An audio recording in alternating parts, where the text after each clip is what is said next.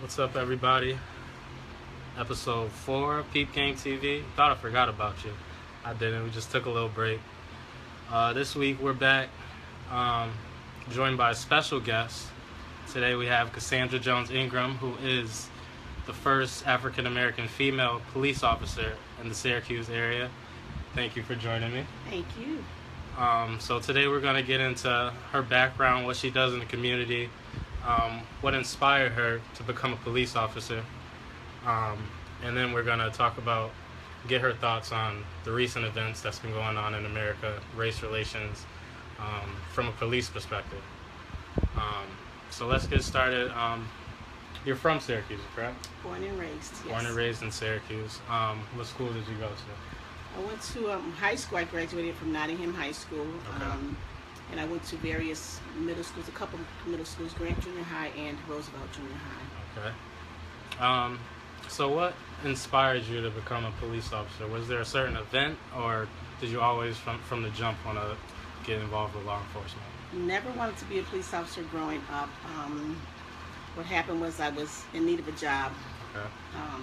And I happened to be walking downtown past the recruit trailer, and he was a sergeant at the time, Sergeant Herman Edge. He invited me to come into the recruit trailer, my brother and I, and he encouraged us to take the exam. Mm-hmm. So I said, okay, fine, I'll take the exam. Took the exam, passed the exam, and lo and behold, then I became a police officer. But before that, I was a community service officer for about 10 months before becoming a police officer.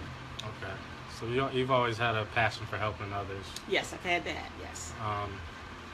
So talk about your experience as an African American, not only just an African American, but an African American woman on the police force. Did you face any adversity? Did you feel like your peers, treated you differently? Do you have any experiences that you could share?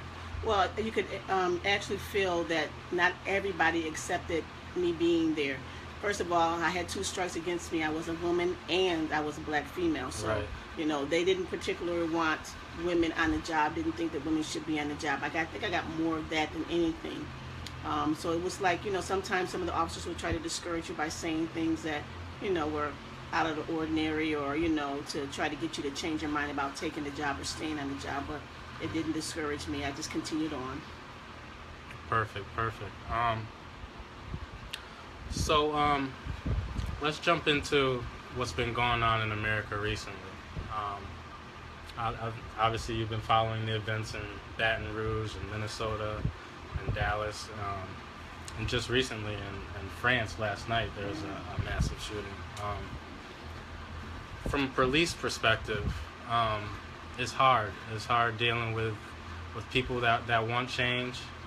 It's hard dealing with people that don't want change, and you're in the middle of it. Exactly. Trying to moderate, trying to make sure everything is kosher. Have you ever had an experience with like a protester or anything like that? Not really a protester. I do recall one incident where there was a gentleman who was causing a problem on the street. It was on Brighton Ave, as a matter of fact. Mm-hmm. And he was being loud and boisterous and whatever he was doing. So we got the call. I went there, and there was a 2-car call. But by the time I got there, it was just me at the scene at the start. But then I kind of squashed the scene. Told him to go on his way. He was talking junk as he was going, but he was still going. So the other car got there, and he wanted to stop the guy and get on him about running his mouth. I said, let him go. I said, as long as he's doing what it is that's been asked of him, he can say whatever he want to say. Just let him go on down the street talking junk. I said, he's not causing a problem. Nobody's around him. Let him go. So, that's one of the incidents that I had to deal with, and trying to keep other officers from making a mountain out of a molehill. Mm-hmm. I've also had an incident where working Hilltop, and it was my best time, I can say. I mean, I enjoyed working there, but there were people who didn't want me there. They wanted me gone because of my presence there and, keeping down trouble. So for a while there, they were sending out threats toward me, and I'm like, well, gee, if it's my time to go, I'm just going to go. But that soon was squashed because of one of the gentlemen that was friends with them. He told them, no, that's like family. We grew up together. You can't mess with that one. So, nothing became of that. But, still I was ready that if that was what I was supposed to do, I was supposed to go that way, then I was going to go. But still I was going to do my job because that's what I was there for. So, they got to a point where they respected my presence and did what they were supposed to do in my presence. Now, what they did after I left was another story, but while I was on my shift, they were good. And then I had an incident where one of my superior officers asked, did you get any arrests today? And I'm like, well, isn't my job preventive? Right. So why do I have to arrest somebody every day, to get the job done? And so, I just had to make that point, because we don't always have to arrest somebody for things to be done decently and in order. Right. And that's a good point. You being from the Syracuse area,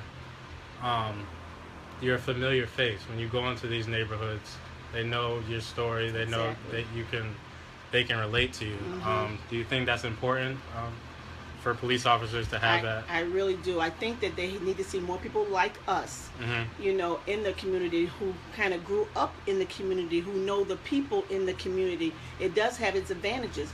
It's difficult when you don't live in the area, you're not from even close to the area, right. And then you come into the city to do the job. Yes, you may have the right attitude, but not everybody does. And I think that it's you're running into a problem because you're afraid of those you've never been around, right. Those you don't really know. Instead of being professional, sometimes it comes out as anger. And on the same token, with even us, sometimes we come out with anger, and it could be due to a parent or somebody we know close who's been arrested. They've had a brush with the law, and there's a lot of, the problem we have is there's a lot of anger being displaced, being put out, where people just want to fight and be angry. And the thing we were taught when we were in the academy is that you don't start when you come to a scene, you don't start it with your voice escalated, because you're of authority. You start out calmly. If you need to escalate, then so be it. But you're supposed to come into a situation, if it's not a situation where you need to be right on hands with it, you need to be able to talk to people and encourage them, or find out what the situation is before we make moves as to what's going to be, if we have to arrest somebody, or if we don't have to arrest somebody. Some things can be done without guns. And I just think that we have a whole lot of avenues. We have mace, we have stun guns, we have our nightsticks. Right. Guns should be, unless they have a weapon pointed at you, should be our last resort. And that's what they teach in the academy. They taught that in the academy when I was there. Now, what they're doing now, I don't know. I'm hoping that they're still doing the same thing. We even had diversity training, not in the academy, but that was part of our training throughout the course of my 20 years. We had diversity training where you learn how to deal with the certain people, other races, how to adjust to how they are, and they adjust to you. But I don't know if they're still doing that as well. So you touched on the importance of seeing familiar faces, seeing someone like you. Mm-hmm. How can we encourage, because I think that would be a big part in improving the current situation, is encouraging young black boys and black girls to join the police force and be a part of the solution. So how do you think we can, encourage and influence them to make that jump? First of all, we have to not get a record at 16. There you go. Not get a record at 16. Once you get a record, you're destined not to become a police officer. Mm-hmm. You have to have a clean record, and you can't become a police officer until you're 18 years of age, 18 and a half, when you take the exam. So it's important that you don't get into any trouble before that. You have to have your mind well made up before you get to 16, so that you don't get caught up in what the system may have set for you, or because we say the system that is the system. Look, if you want to do something, then you work at that. Have a made up mind. Though I didn't, aspire to be a police officer, my mom kept us on the straight and narrow. She taught us, certain things. So if the parents are angry and then the children become angry, we're just going to keep, raising up angry people, and nothing's going to be accomplished in our community. So we have to come together as far as, teaching the children what they need to know. Train them up in the way they should go. Not, what we think or how we feel, but right. How they should be trained up. Teach them how to respect. And the other token is that the officers need to learn how to respect the people as well. It goes both ways. Everybody needs to know some respect, or have some respect for each other, so that we can be a better community. And truth be told, we just need to get along with each other. Treat everybody like you like to be treated. Mm-hmm. That's a very important key. Whether it be somebody up or somebody we consider low, we need to learn how to treat people, and that's an important factor in our lives. So, if we can get back to that, though, I mean, there's so much going on. If we can get back to that, we'd be good. We'd be good. Do you compare the two eras, when you were first starting out and now? Do you think it's similar crimes, same amount of crimes? Is it worse, better off? What do you think? I think the crimes are pretty much the same. It's just elevated now that there's more people that are doing some of the crimes that are going on. I think our biggest problem is the drug situation. As long as drugs are out there and people are abusing them, we're going to have crime. If we could say that we don't have crime, then we don't have jobs, but that's not necessarily so. Right. I think that we need to get to the root of the problem. The root of the problem, I think, is part of the drug situation. The people are breaking in houses and stealing from each other, and it's just a whole bunch of stuff going on. So I'm just saying that we need to come together, treat people like we need to be treated, focus on the drug situation, and maybe some of this stuff can kind of dissipate. And you work with the DARE program, correct? I did. That's a big part of solving this drug thing, and you got to start early.